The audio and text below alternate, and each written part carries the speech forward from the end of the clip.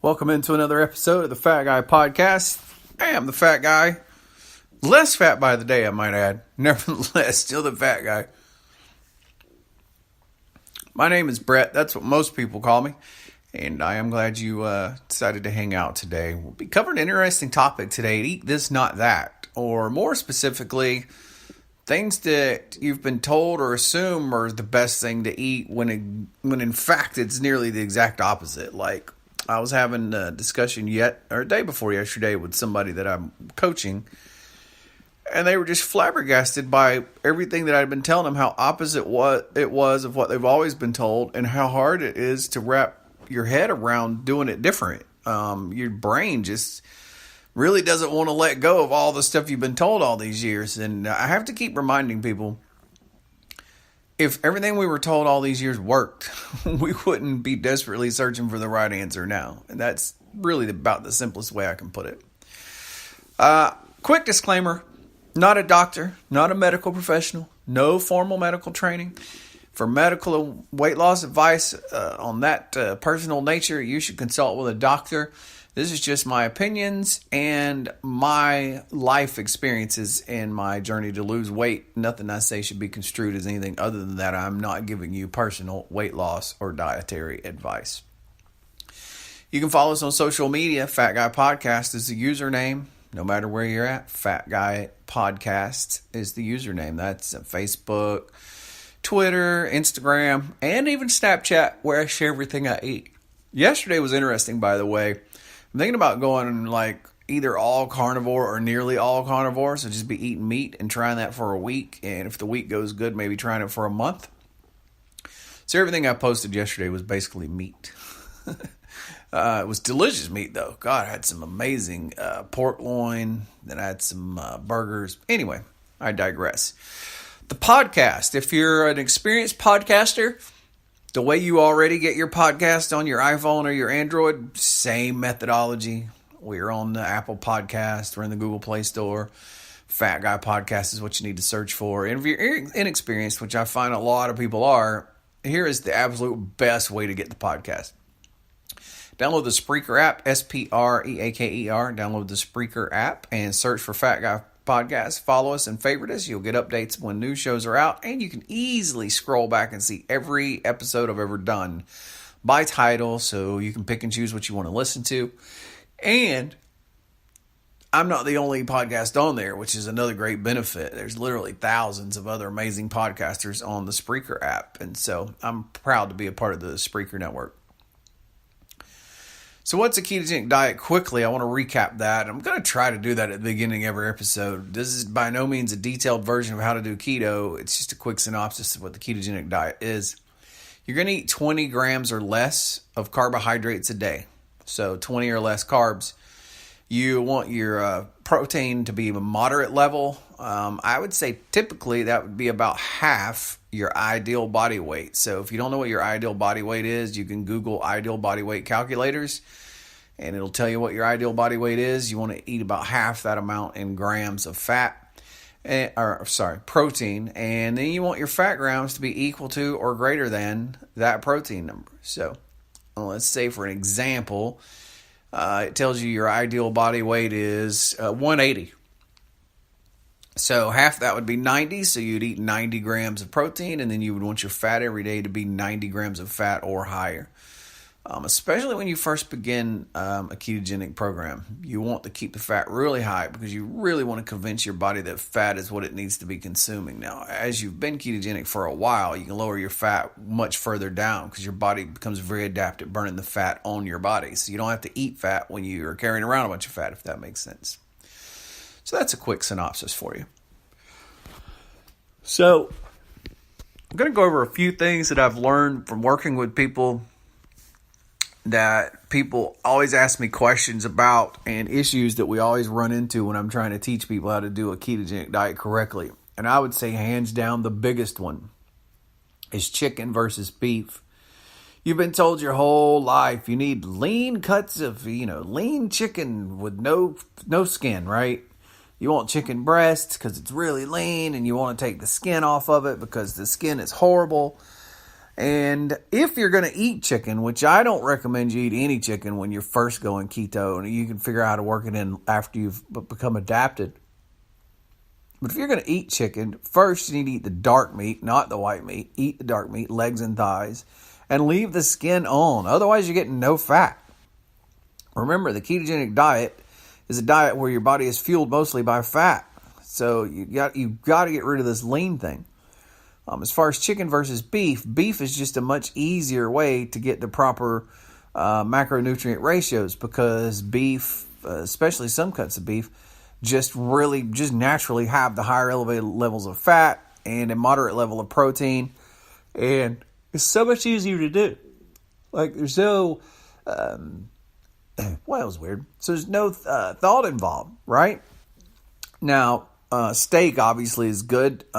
Generally speaking, your more expensive cuts of steaks would be better, but that doesn't mean you have to eat expensive cuts of steak. But when you're looking at your steaks, you want to see a lot of marbling in there. What is marbling? Well, it's the little white strips of fat. So the more white strips of fat you see in your cut of beef, the better. When you're looking at ground beef for burgers and patties and stuff like that, you want to look at the label. It'll tell you right on there what it is. You'll see the lean, which is a 90-10, or you'll see 85-15. You don't want to eat those. You want to get at least 80-20.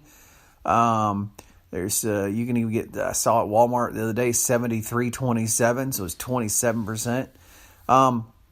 So that's the kind of ground beef you want to get. Remember, this is a fat-fueled way of eating, and so all these old paradigms about trying to eat lean cuts of this and, being all excited because pork is the other white meat, forget all that. People ask me about pork chops all the time. Sure, you can eat pork chops, just not a ton of fat in it. So these low-fat meats, I try to tell my clients, don't eat those the first 2 weeks at all. Let's stick with beef and only beef, and keep your fat levels really high, and let's get keto adapted, so your body is really understands that it needs to be burning fat.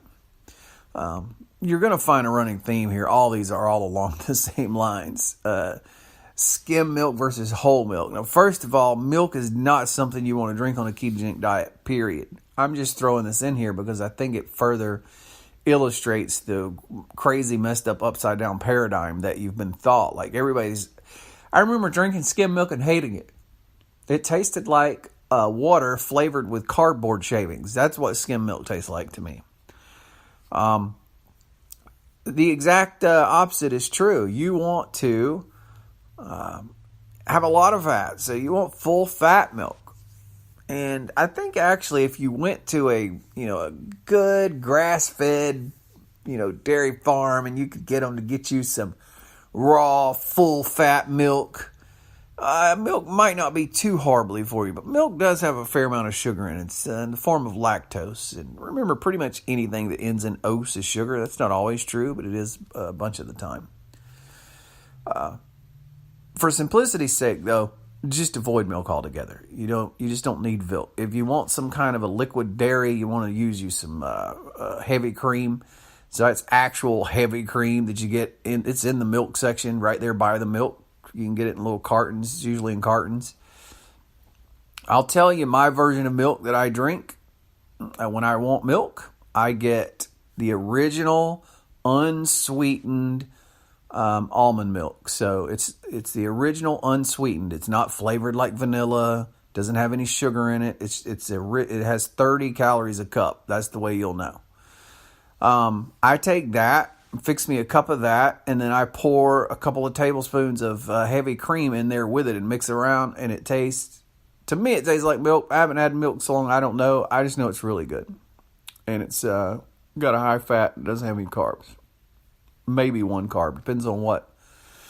It depends on the almond milk. Like, I was looking at almond milk labels the other day, and I'll digress from this. This is not the point of this podcast, but I saw one show that had a carb and it had 1 gram of fiber, so that'd be net zero. And then I saw another brand that showed a carb, but it showed no fiber. So, nevertheless, I'll digress on that because it's not that big of an issue.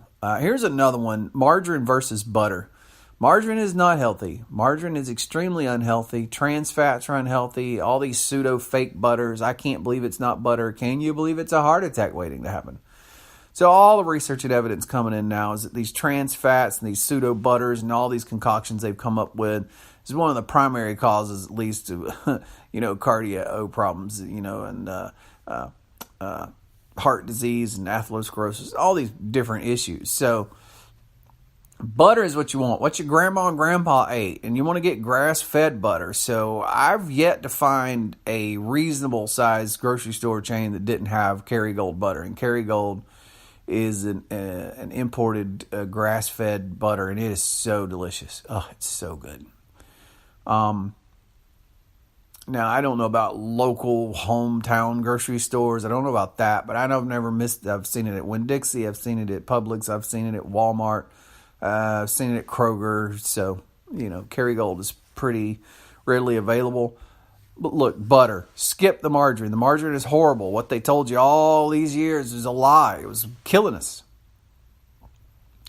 Low fat versus high fat. So I point this out because how many of you have been trained psychologically to grab the thing off the shelf that says it's low fat, right? Oh, yeah, it's low fat. Well, bad. If something the only reason you'd put low fat on something is if it's ordinarily high fat. So that means that they somehow sucked all the fat out of it in some kind of weird mechanical process, kind of way that's not normal or natural. And then they had to replace that fat with something, and they replaced it with sugar. That's what they replaced it with. It's horrible stuff. Look, don't ever buy anything that says low fat. First of all, you should never buy products from the middle of the store, with few exceptions. Maybe a pickle, your mayonnaise is in the center of the store, apple cider vinegar's in the middle of the store. I don't know. My brain's not working. So there's some things in the middle of the store you can buy. For the most part, nothing in the middle of a grocery store should you ever buy. So that kind of takes care of seeing the low-fat sign and being tempted. But I just point that out as a point of reference and as the point of how ludicrous medical dietary advice has been, and how ingrained it is in our brains, and how hard it is to move past it. Which kind of leads me to the last one I'll talk about, which is gluten-free.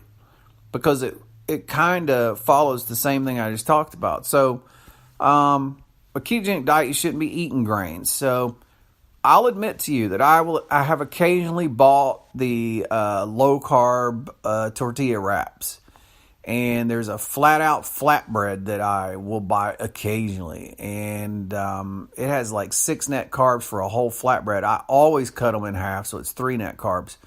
That being said, it still has grains in it, and grains aren't really keto for a lot of reasons. They cause tons of inflammation. Grains really do spike the insulin, especially processed grains like we're talking about with these products. And so you really should never eat them. I would say that I'd been keto probably 6 months or something before I ever tried any of that stuff. And I rarely, if ever, eat it. As a matter of fact, I have a pack of those flat-out flatbreads in my refrigerator right now that I probably should throw away, because you have to buy the whole pack, obviously. And I think I ate 2 halves. Like, I cut it all in half. I ate 1 half one day. I think the next day I ate maybe another half or something. And then that was it. I haven't eaten any of it since. I'm going to wind up throwing it away. I treat those as a very rare treat, and then I try to leave enough time in between them that I can purge the harmful effects of eating grains like that out of my system. But gluten-free is a consequence of grains. That's where you find your gluten at in these grain products. So if you avoid grains, then gluten-free isn't an issue. But if you're one of those people that thinks gluten-free is better, and you pick something because it says gluten-free, this goes way back to the low-fat thing. It's the same principle. Let me change that. It's a similar principle. So understand that you have percentages in food, right? You buy a food, or food comes from nature, and it has X percentage protein, X percentage of carb, and X percentage of fat, right? Well, if you remove any kind of ingredient from something, all those percentages will shift, right? So let's say a food was 90. I don't know. It was 90% everything else, and 5% of it was gluten, and they took the gluten out. So you have removed 5% from the equation, which means the levels of other things go up in relation to each other. So when you remove gluten from a product, the sugar level as a percentage goes up. So you're actually getting a higher percentage of sugar in the product than you were before they took the gluten out. Now, neither is good, really. It's gluten, so you're eating a grain, which isn't really great. Shouldn't be doing that for keto anyway. But when you remove the gluten, you're just making it worse because now it's a higher percentage sugar type thing. All the percentages shift around because you removed an ingredient. So it's more densely compacted with whatever's left as a percentage. So gluten-free, it's all these code words and these signals that they try to program into your brain. You just got to forget all of them. If it sounds overwhelming, as I try to tell everybody who's trying to wrap their minds around a ketogenic diet is eating food made by God, if you believe in God. If you don't believe in God, it's eating food made by nature. If the food you're eating requires a supervisor and a bunch of floor workmen working with complicated big pieces of machinery that you could never get in your house and you could never understand how to use to spit out some kind of something, yeah, right there, that's just not something you should eat. So what does this include? Pretty much includes everything. Bread. You can make bread at home. I understand that. But when you make bread at home, I want you to understand that you're buying flour that was produced with some kind of crazy machinery that you don't have at your house. So I don't think bread has ever been super great for us, but back in the old days, you'd crack the grain in your house and it would still be really grainy. Like bread that's even reasonably decent, and none of it is, but even reasonably decent on the lower offensive side of the scale, it's hard. It's hard and crunchy and it's grainy and there's nothing smooth about it. There's these flours. So, on the other hand, take something like mayonnaise. Somebody say, well, you say you can eat mayonnaise. Well, that's a processed food. Well, you can make mayonnaise right in your kitchen with hardly anything. Mayonnaise is just fat. You basically got some fat in there. You whipped it up, put your little lemon juice in there, maybe a little vinegar or whatever. You can easily search for vinegar or mayonnaise recipes online and find them, and they're very easy to make. That's something that doesn't require machinery and complex processes that are patented that we could never begin to understand and couldn't do in our house. So that's eating keto. The only place you draw the line is when you get over to stuff from nature that has a ton of carbohydrate in it. So this would be all your fruits, pretty much. The only fruits that you can really eat are avocado, which most people are surprised is a fruit. But avocado is a high-fat fruit. And then after you've been keto a while, I would say you don't want to do this for at least a couple of months or 3 months or 6 months or something. You can start working in some blackberries or a few blueberries or some strawberries or some raspberries. So they're fruit, but they're berries. So they're the lowest carbohydrate offerings, and you still need to be careful with them. But, apples are out. And so you're like, well, apples are healthy. Well, apples can be healthy if you have a healthy metabolism. But, if you're 100 pounds overweight, you obviously don't have a healthy metabolism. Your body cannot process sugar correctly. So apples are out. Oranges are out. Oh, God, sweet watermelon is out. I love watermelon so much. So I hope that this helped you understand how and what to eat and understand how to break these paradigms of thinking and get past all of that. There is a better way to eat. It sounds weird when you say like our ancestors ate. So I like to say, like grandma and grandpa ate, because they pretty much ate things that were natural. The Industrial Revolution brought us all these problems we have now. This incredible machinery and technology that we started building, producing, and allowed us to make franken foods that our bodies had never consumed before, with such high levels of sugar now they put in it. So pretty much they're like mad scientists of food. They can construct a food and put any kind of percentage of whatever they want in it. And the main thing with these foods they make, and 99% of them, the first thing they do is suck all the fiber out of them. So there's no fiber left in the food. Now, I'm not a person that's necessarily saying fiber is amazing or great. I know there's a big debate about being healthy, eating a ton of fiber versus eating no fiber like carnivores do. But I just say, without even getting into that, when you eat a whole food like a green bean or an asparagus or broccoli, the way you're able to eat that and it not wreck your metabolism is because of all the fiber. The fiber is still there. And it greatly slows down the introduction of the glucose into the bloodstream. It comes down to a trickle rather than being a gushing, wave. So these processed foods, the fiber is gone. Anyway, it's all frankenfood. It's horrible. It's the reason we're all fat, and we have our government and the food industry to thank for it, and a bunch of misguided nutritional experts in the medical industry to a large degree. Hope you enjoyed this episode. Subscribe to us on all the social medias, including Snapchat. Fat Guy Podcast is the username. Download the Spreaker app. Search for Fat Guy Podcast. Like it, follow it, and share this. Share if you have a friend on your Facebook page that needs to lose 100 pounds or more, and you know that they watch your feed. They see stuff you post. Share this. You just never know when you might literally change their life. That's why I do this. It's my goal is to change people's lives in ways that I understand and can relate to, and weight is my way, and you can be a part of that too. So share this. Thanks for listening. Appreciate it.